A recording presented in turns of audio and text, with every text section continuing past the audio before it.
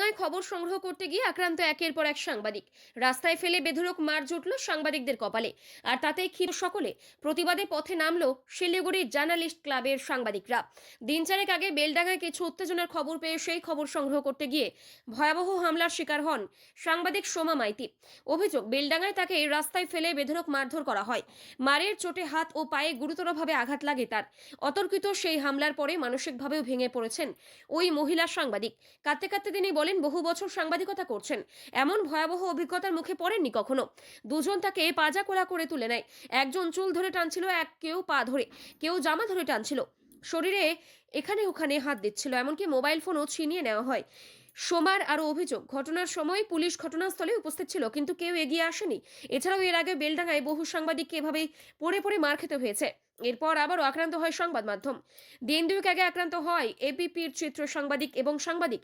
বারবার বেলডাঙ্গায় একের পর এক সাংবাদিকদের উপর হামলার ঘটনার তীব্র প্রতিবাদ জানিয়ে সোমবার গান্ধী মূর্তির পাদদেশে একটি বিক্ষোভ সমাবেশের আয়োজন করা হয় সাংবাদিকদের তরফে। আজ শিলিগুড়ি জার্নালিস্ট ক্লাবের সাংবাদিকরা একত্রিত হয়ে ক্লাবের সামনে থেকে মিছিল বের করে গান্ধী মূর্তির পাদদেশে উপস্থিত হন। এরপর সেখানে বিক্ষোভ দেখান। দেখুন, যেভাবে সংবাদ মাধ্যমের উপর আঘাত হানা হচ্ছে, সাংবাদিকদের যেভাবে মাটিতে ফেলে পেটানো হচ্ছে, তার তীব্র বিরোধিতা আমরা করি।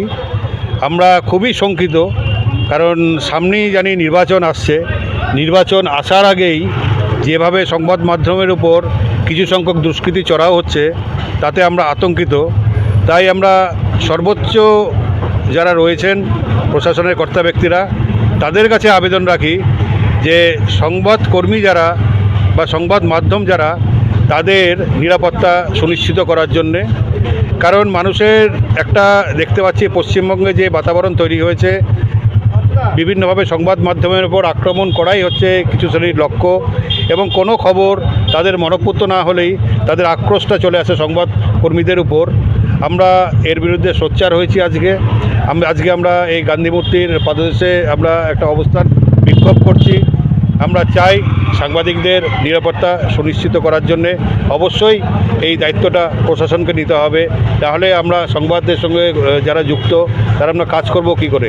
আমরা কাজ করতে যাব সমাজের সত্যটাকে তুলে ধরার জন্যে, জনসাধারণের কাছে দেখানোর জন্যে। কিন্তু তার আগেই যদি আমরা আক্রান্ত হয়ে যাই, তাহলে সেই সত্যটা আমাদের দেখানো সম্ভব হবে না। আজকের মূল কর্মসূচি আপনাদের কি রয়েছে?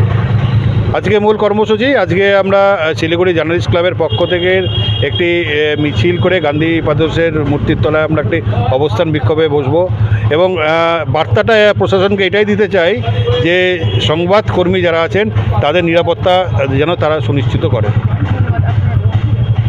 আমি অংশুমান চক্রবর্তী।